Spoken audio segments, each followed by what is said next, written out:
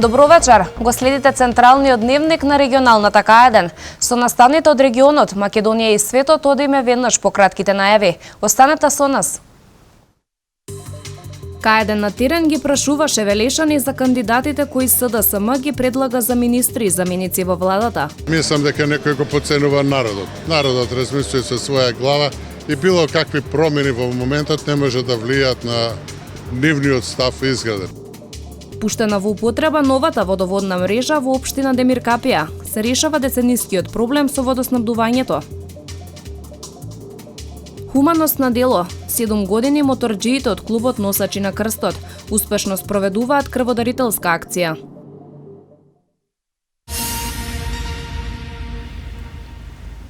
К1 на терен ги прашуваше Велешани за кандидатите кои СДСМ ги предлага за министри и заменици во владата. Именувањето на новите министри и заменици во владата ќе се случи наредната недела, а на оваа функција ќе бидат до изборот на новата влада. Бара експерти ставија партиски членови. Вака накратко може да се сублимираат одговорите на Велешани, кои по случајен избор беа анкетирани на прашањето: што мислите за предложените кандидати на СДСМ за министри и заменици во владата? Мислам дека некој го потценува народот. Народот размислува со своја глава и било какви промени во моментот не може да влијаат на нивниот став и изграден. Треба луѓе од доверба да се најдат, експерти, да народот биде задоволен. Тие треба да бидат независни, експерти независни ни за СДС, ни па за ВМРО. А сега си ставаат партиски, тоа е нивно размислување. Нема тука експерти. Експертите се треба да ги бараат надвор од партиите. Оливер Спасовски, Фросина Ременска, Александар Кирацовски, Љупчо Николовски и Кирјан Умов. Ова се предлозите на СДСМ за времени министри и заменици во Министерствата за внатрешни работи, труд и социјала, земјоделие, информатичко општество и финансии. За власта, добро е што СДСМ предложила истакнати партиски кадри, за да можат тие да носат и политичка одговорност, а граѓаните да можат да проценат како работеле кадрите на ВМРО ДПМН, а како тие на СДСМ. Она што е карактеристично за емињата е дека се работи за истакнати партиски имења и ние тоа мислиме дека е добро. Затоа што сакаме партиски да си преземат политичка одговорност, а не некој да се крие зад наводно некакви експерти кои што всушност се анонимни членови на СДСМ. Именувањето на новите министри и заменици во владата треба да се случи наредната недела. Тие новие места се до 24 април, кога граѓаните на предвремени парламентарни избори ќе го бираат новиот парламентарен состав. Онаа политичка партија која ќе има најмногу гласови освоени ќе ја добие можноста да ја формира новата влада. Според анкетите, предноста е на страната на актуелниот премиер Никола Груевски. Тој ужива 3 пати поголема поддршка кај граѓаните од лидерот на СДСМ Зоран Заев.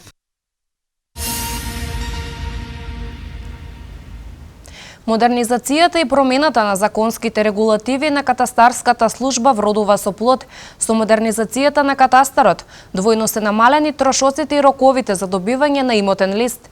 Агенцијата за катастар на недвижности од оваа година електронски ќе се поврзи со Министерството за надворешни работи. Со користење на сервисот e-Шалтер се овозможува лесно, брзо, сигурно и ефикасно доставување на пријави и барања по електронски пат за спроведување промени во геодетско-катастарскиот информационен систем и издавање податоци од истиот, вели директорот на Агенцијата за катастар и недвижности Славчо Трпевски. Годинава над 1 милион предмети се доставени до катастар, од кои повеќе од пола се доставени преку e-Шалтер. А 44% од истите се примени по електронски пат. Значи тоа е некаде околу 440.000 предмети. Можност за подобрување имаме голема, дури 56% имаме можност за подобрување. Ова лето на предлог на катастарот владата на собранието му предложи веќе 20 на закони се донесени за сите институции што креираат документи или бараат податоци од катастарот, тоа да го прават по електронски пат. Со модернизација на катастарот двојно се намалени трошоците и роковите за добивање имотен лист. Во 2005 година цената на имотниот лист беше 350 денари за една катастарска парцела, а секоја наредна се доплатуваше плюс дополнителни 50 денари. Минатата година цената за истата услуга чинела 180 денари вкупен трошок, а ова лето со воведувањето на електронскиот начин на вадење имотен лист, цената на оваа услуга се намали на 150 денари. Сите овие реформи што се направени во изминатиот период доведе до тоа да фактички регистрацијата на имоти, брзината на уписот од значи 87-то место 2005 година паднеме на 50-то место 2015, а посветено работиме веќе во наредните извештаи да бидеме многу подобри. Агенцијата за катастар и недвижности од оваа година електронски се поврзи со Министерството за надворешни работи. Со воведувањето на електронската постапка се олесни начинот на вадење имотен лист на македонците кои живеат во странство.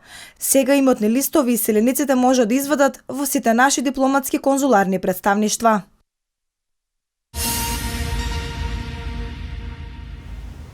Новата водоводна мрежа во општина Демиркапи е пуштена во употреба. Со ова ќе се реши повеќе деценискиот проблем на граѓаните и ќе се задоволат нивните потреби за снабдување со вода за пиење. Со овој проект изградени се 8,5 километри водоводна мрежа, а поставени се и противпожарни хидранти. Пуштена во употреба новата водоводна мрежа во општина Демиркапија, водоводот е изграден по највисоки стандарди и представува современ систем за водоснабдување. Со ова ќе се задоволат потребите на граѓаните на Демиркапија за снабдување со вода за пиење. Со проектот изградени се 8,5 километри водоводна мрежа, а поставени се и противпожарни хидранти. Со неговата изградба престануваат да се користат старите азбесно-цементни цевки кои беа во употреба цели 40 години. По најновите светски здравствени стандарди, овие цевки веќе не се користат за водоснабдување никаде во светот. Новоизградениот водовод обезбедува постојана, непрекината и квалитетна дистрибуција на здрава вода за пиење до крајните корисници, граѓаните на Демиркапија. Водоводната мрежа го решава повеќе деценискиот проблем на граѓаните, особено на оние кои живеат во високата зона на градот, каде за време на летниот период имале проблеми со намален притисок на вода или прекини во водоснабдувањето. Новиот водовод е проектиран и изведен на таков начин што овозможува независно водоснабдување како на ниската, така и на високата зона на градот. Тоа значи дека со пуштањето во употреба новиот водовод граѓаните од двата дела на градот ќе добијат постојано водоснабдување со константен и непроменлив притисок во текот на целата година.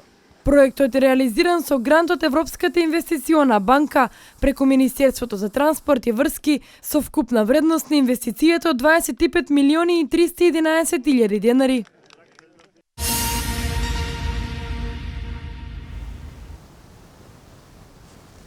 Модернизација на земјоделството. Механизацијата се обновува, работата се олеснува, а приносот се зголемува.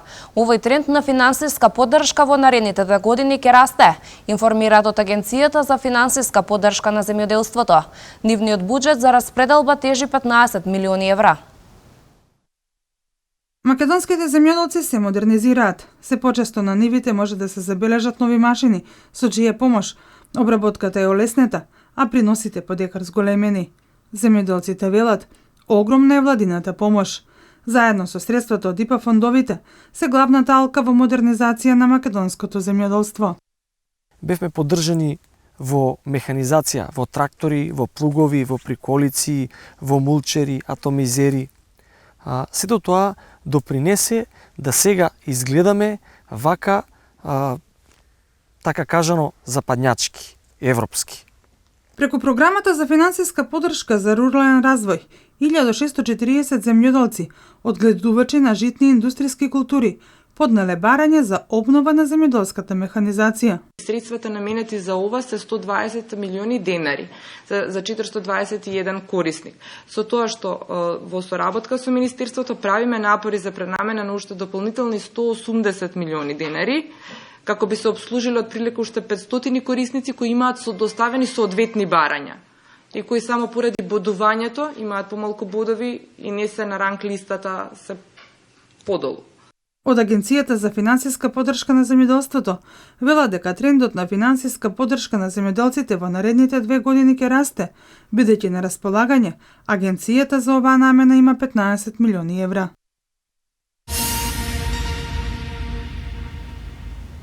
Данокот на доход земјоделците можат да го плаќаат паушално, информираат од управата на јавни приходи. Рокот за поднесување на ова барање е 31 јануари 2016 година и се однесува на оние земјоделци чиј приход од земјоделската дејност во 2015 година не надминува 1.300.000 денари. Управата за јавни приходи ги информира земјоделците дека данокот на доход можат да го плаќаат паушално. Ова се однесува на оние земјоделци на кои приходот од земјоделска дејност во 2015 година не надминува 1.300.000 денари. Од управата велат дека без разлика дали земјоделието представува основна дејност или истата се врши како дополнително занимање, регистрацијата за паушално оданочување овозможува персоналниот данок да се плаќа еднаш годишно, а при тоа без дополнителни трошоци за водење деловни книги. Рокот за поднесување барање е 31 јануари 2016 година. Потребно е пријава за регистрација на обврзниците кои остваруваат приходи од земјоделска дејност и барање за паушално оданочување на остварени приходи од земјоделска дејност. За регистрираните во управата за јавни приходи, кои имаат даночен број како вршител на земјоделска дејност, поднесуваат само барање за паушално оданочување на остварени приходи од земјоделска дејност. Од ноември 2015 година до јануари 2016 година, Управата за јавни приходи ќе организира обуки за земјоделците на тема регистрација и паушално оданочување на земјоделци.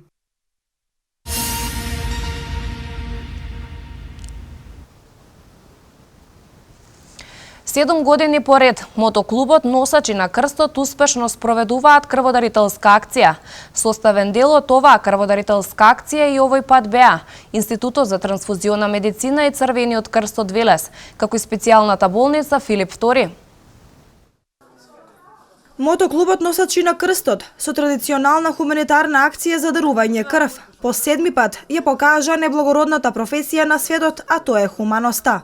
Со полни кеси дарувана крв, тие и присутните крводарители сигурно ќе спасат нечiji живот. Целта е да се покаже пред јавноста дека моторџиите не се така како што ги има по филмовите.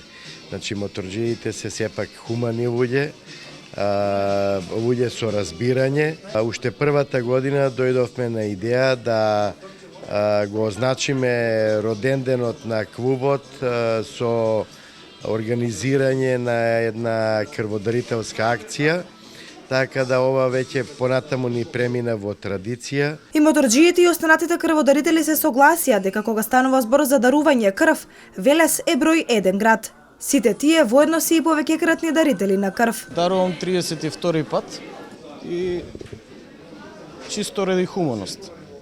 Смете ли дека велешани се хумани луѓе? Да, па мислам дека еден од најхуманите градови е во Македонија. 5 пат ми е. Зошто?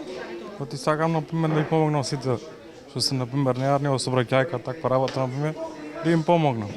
И овој пат Институтот за трансфузиона медицина и Црвениот крст од Велес, како и специјалната болница Филип II, беа составен дел од оваа крводарителска акција. Трансфузиолозите очекуваат дека бројката на собрани крвни единици ќе достигне околу 150. Тие воедно рекоа дека велешани се многу хумани. Велес паѓа меѓу водечките градови по број на дарители во државата, така да на секоја акција велешани се покажуваат во одлично светло. Одзивот како и секогаш е одличен, доаѓаат и граѓани и членови на моторџискиот клуб. Вратите се отворени за кој сака, така да се надевам дека повеќе хумани граѓани ќе дојдат. Носачи на крстот на први овој месец го одбележа нивното 8-годишно постоење.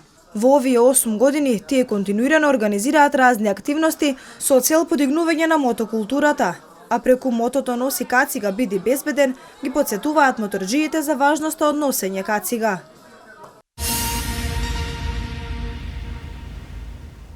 Со низа активности Демиркапија го чествува 7 ноември, денот на општината и 71-та годишнина од ослободувањето на фашистичкиот окупатор. На оваа свечаност беше доделена и 7 ноемвриската награда на вице-премиерот Зоран Ставревски за придонесот во развојот на општината.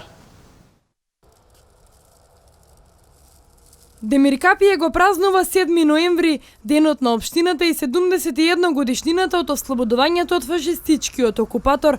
Со низа активности им се оддаде почит на храбрите предци за нивниот патриотизам и вечната борба за слобода. Граѓаните се сеќаваат на настаните од Народно-ослободителната војна, кои се случиле на подрачјето во Страмшево, Бесвица, Прждево и Демиркапија. Секоја година, на овој значаен датум, се подсетуваме на сите знајни и незнајни јунаци, борци, народни херои, кои во 1944 година ги положија своите животи за слобода на градот и на населението, но и за слободата на својата татковина. Па во нивна чест им оддаваме заслужна и достојна почит.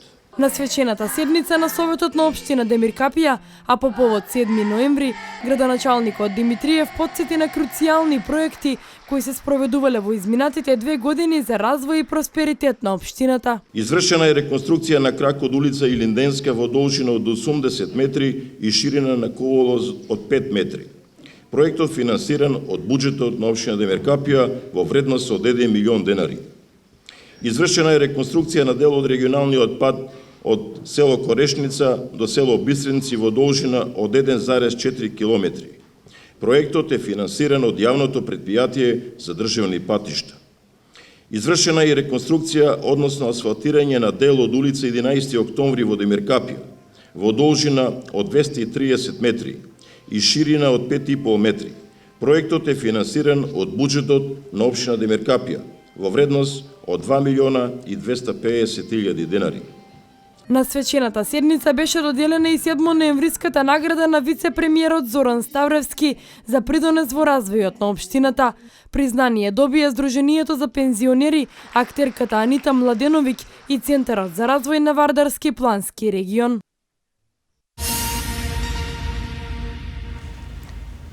По повод ослободувањето на Велес, и овој ноември љубителите на птици имаат можност да ја погледнат изложбата на канаринци. Ова здружение располага со околу 30 видови на канаринци, а велешаники имаат можност да ги видат најубавите 200. И овој ноември љубителите на птиците имаат можност да ја погледнат изложбата на канаринци. Истата е по повод ослободувањето на Велес. Здруженијето Канаринец секоја година на ваков начин ги прикажува најубавите 200 канаринци. Во Здруженијето велат дека се задоволни од одзивот на велешени за оваа изложба. Воедно велат дека нивното здружение располага со околу 30 видови канаринци. Има околу 180 раси на канаринци, ние чуваме околу 30 велешени, Здруженијето на Велес. Жолти липохром има, ахати има, бели рецесивни има, бели доминантни има, феоси има, брунци има, ние ги викаме. Ивана Минова ја имаше честа да добие подарок од Здруженијето Канаринец. Прекрасната птица ја доби затоа што прва пристигнала на изложбата, а воедно затоа што е и ученичка на основното Васил Главинов, каде се одржа истата.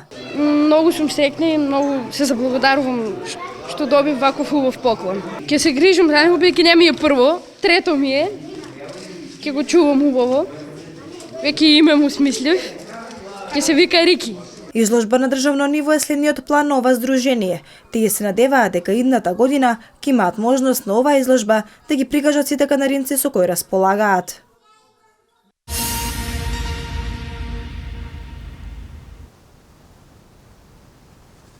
Успешна акцијата притисни црвено копче како мерка за помош на бизнис субјектите во пријавувањето проблеми од имотно-правен карактер. Излезе новиот оглас на Академијата за менаџери. Македонија полека но сигурно станува атрактивна дестинација за снимање на филмови од реномирани филмски агенции. Вести од Македонија. Акцијата притисни црвено копче, што во соработка со стопанските комори ја спроведуваат Управата за имотно-правни работи и Министерството за финансии како мерка за помош на бизнис субјектите во пријавувањето проблеми од имотно-правна природа, За стопанствениците представува непроценлива помош што мора да се искористи. Стопанствениците сметаат дека имотно-правните односи представуваат исклучително сложен административен процес што допира многу законски одредби и како таков е предизвик не само за Македонија, туку и за секое стопанство. Директорот на управата за имотно-правни работи Зоран Крстановски неодамна при средба со представници на бизнис заедницата истакна дека досега со барање за помош и надминување имотно-правен проблем се јавиле 205 компании. Од нив целосно се завршени постапките за 88, за 46 се делумно завршени, а во постапка се уште 20 барања. Субјектите кои ќе достават одредено барање ќе добијат соодветна стручна помош и ќе бидат упатени во соодветна постапка.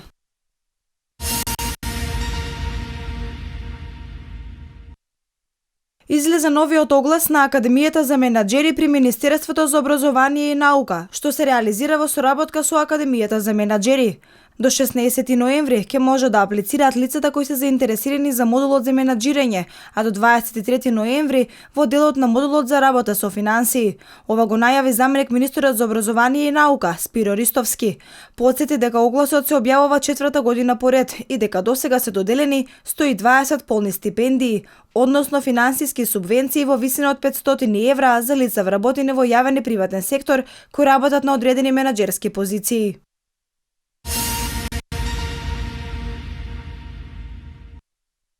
Македонија полека но сигурно станува поволно тло за снимање филмови под продукцијска палка на реномирани филмски агенции.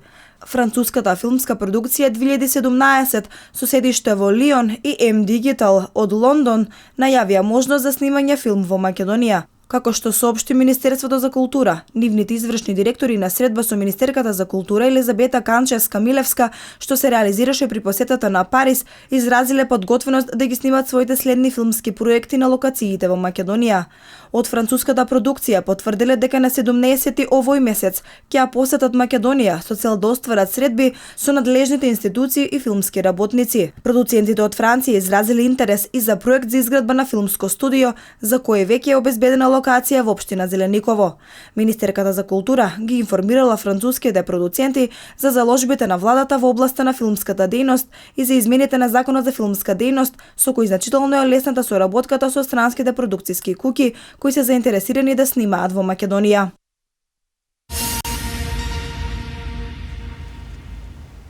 Европските експерти кои ги прегледаат двете црни кутии утврдиле дека рускиот авион експлодирал.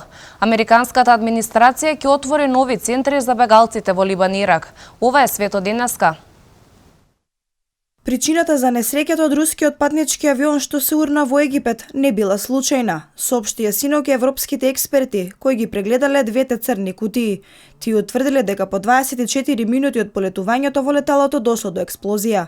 Како што јави CNN, повикувајќи се на Франс 2, експертите објавиле дека врз основа на снимките од разговорот во пилотската кабина и податоците за летот, утврдено е дека експлозијата не била несреќен случај, како и дека во почетната фаза на леталото немало никакви знаци за механички дефект. Во текот на првите 24 минути се било во ред, а потоа во дел од секундата дошло до прекин и немало никаков разговор во пилотската кабина, што експертите ги уверува дека во авионот била поставена бомба, објави телевизијата Франс 2.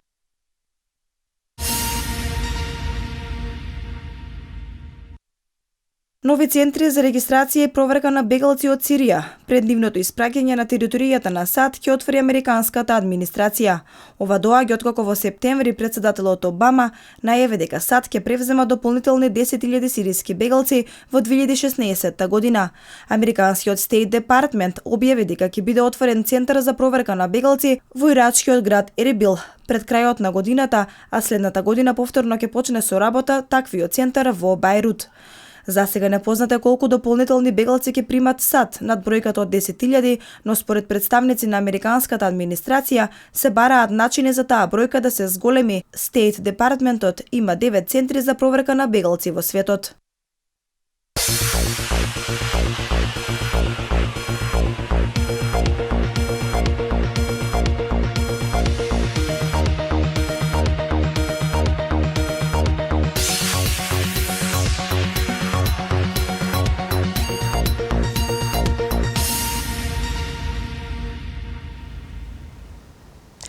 Утре ќе биде одиграно комплетното 14-то коло во првата македонска фудбалска лига. Лина Ѓорчевска освои уште еден пехар во конкуренција на парови. Македонија ќе биде домаќин на светското првенство во ракомет за кадети во 2019 година. Вестите од домашен спорт во продолжение.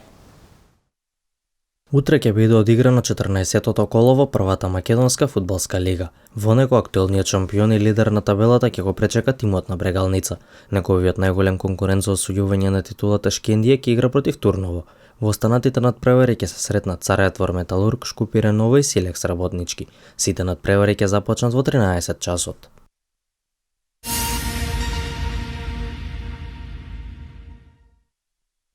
Најдобрата македонска тенисерка Лина Ѓорчевска освои уште една титула оваа сезона. На турнирот во Анталија во надпреварите во двојки, таа заедно со својата партнерка Ива Приморец од Хрватска беа поуспешни од Назарова и Поспелова со максимални 2:0 во сетови.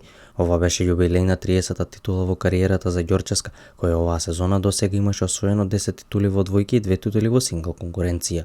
Лина утре ќе има можност за двојно славје во Анталија, бидејќи утрово се пласираше во финалето и во сингл конкуренцијата, каде што ќе игра против Поспелова.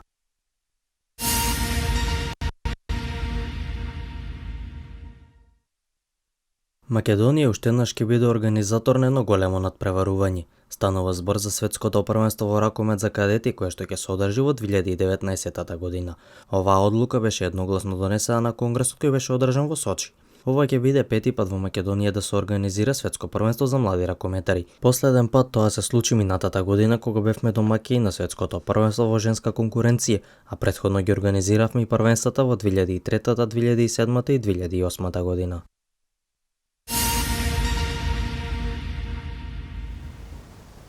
Комплетирано беше четвртото коло во кошаркарската Евролига. Лейкерси победија за прв пат сезонава. Голден Стейт единствен без пораз во НЛБ лигата. Лоренцо ја освои пол позицијата на последната трка во сезоната. Роси ќе стартува последен. Меѓународен спорт. Во текот на вчерашниот ден беа одиграни неколку надпревари во најквалитетните фудбалски првенства во Европа. Во нив Ренс од 2:0 победи на гостувањето кај Анжерс во првиот меч од 13-тото коло во францускиот шампионат. Во несилната конкуренција во Германија Херта го совлада тимот на Хановер со 1:3. На овој дуел Саломон Калу ги постигна сите 3 погодоци за својот тим. Единствено Лас Палмас ја искористи предноста на домашниот терен. Тие триумфираа против Реал Сосиедад со 2:0.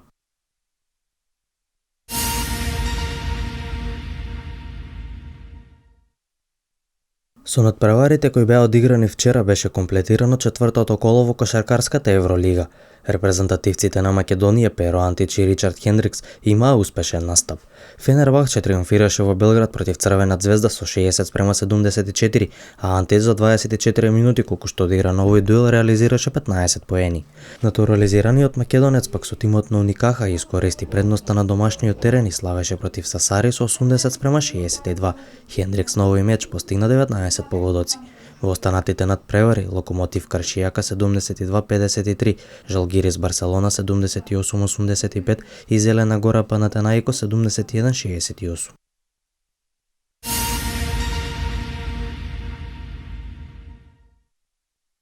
Во изминатата ноќ беа одиграни 10 надпревари во најквалитетната кошаркарска лига во светот НБА лигата. Во нив екипата на Орландо со победата против Торонто од 92:87 им го нанесе првиот пораз во сезоната. Од друга страна пак бранителот на титулата Голден Стейт ја продолжи низата победи. Тие овој пат триумфираа против Денвер со 119:104. За одбележување и првата победа во сезоната на Лос Анџелес Лейкерс, а до неа стигнаа на гостински терен против екипата на Бруклин. Крајниот резултат на овој дуел беше 98:104.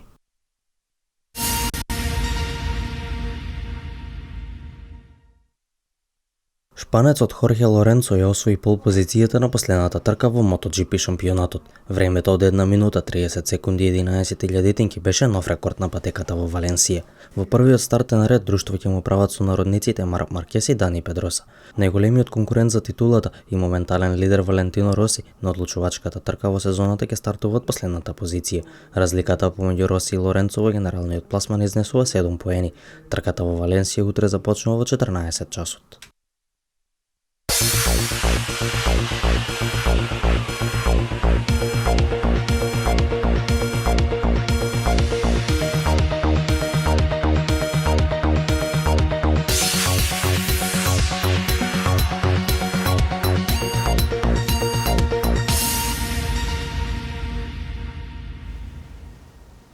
Денес времето беше сончево и ведро.